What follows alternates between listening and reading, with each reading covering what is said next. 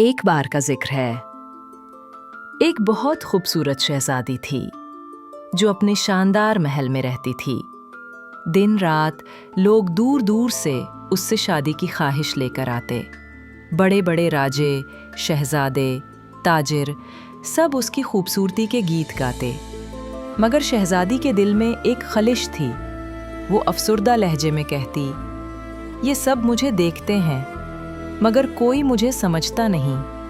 ان کے لیے میں بس ایک تاج اور چند قیمتی لباسوں کا نام ہوں۔ ایک دن جب ایک اور خواستگار محل سے رخصت ہوا، شہزادی نے گہری آہ بھری، کاش میں پھر سے بچی بن جاؤں۔ تب کیسی آزادی تھی، نہ یہ رسمیں، نہ یہ بوجھ۔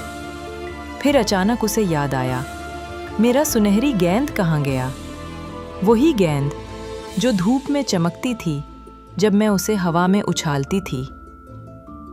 وہ کمرے میں ادھر ادھر ڈھونڈنے لگی اور پھر مل گیا۔ وہ خوشی سے چمک اٹھی۔ گیند کو سینے سے لگا کر وہ دوڑتی ہوئی باغ میں پہنچی، خوشی سے قہقہے لگاتی۔ وہ گیند کو بار بار آسمان کی طرف اچھالتی۔ گیند سورج کی روشنی میں ایسے دمک رہی تھی جیسے خود سورج کا ایک چھوٹا سا ٹکڑا ہو، مگر اچانک اف!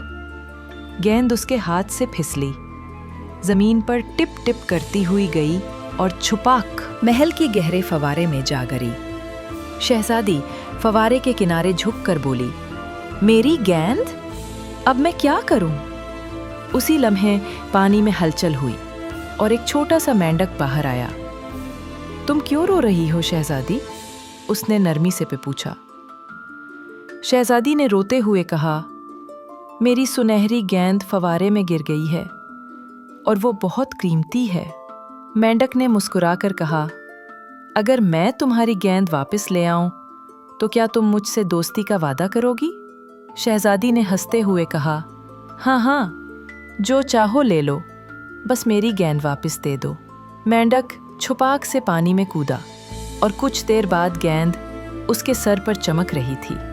شہزادی خوشی سے اچھلی، گیند پکڑی اور دوڑتی ہوئی محل کے اندر چلی گئی۔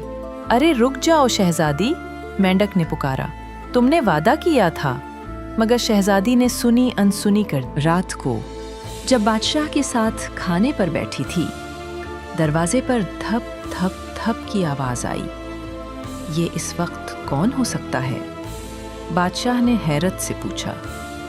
دروازہ کھلا اور وہاں وہی مینڈک کھڑا تھا۔ شہزادی کا چہرہ شرم سے لال ہو گیا۔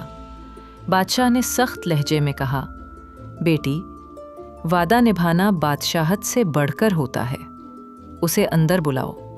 مینڈک کو میز پر رکھا گیا، وہ چھوٹی پلیٹ سے کھا رہا تھا۔ شہزادی منہ بنائے بیٹھی تھی۔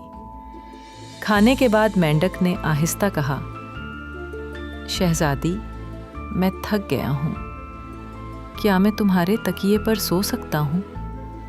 شہزادی گھبرا گئی، مگر باپ کے حکم کے آگے چپ رہی۔ اس نے نرمی سے مینڈک کو اٹھایا اور اپنے بستر کے پاس رکھ دیا۔ رات کے پچھلے پہر چاندنی کمرے میں پھیل گئی۔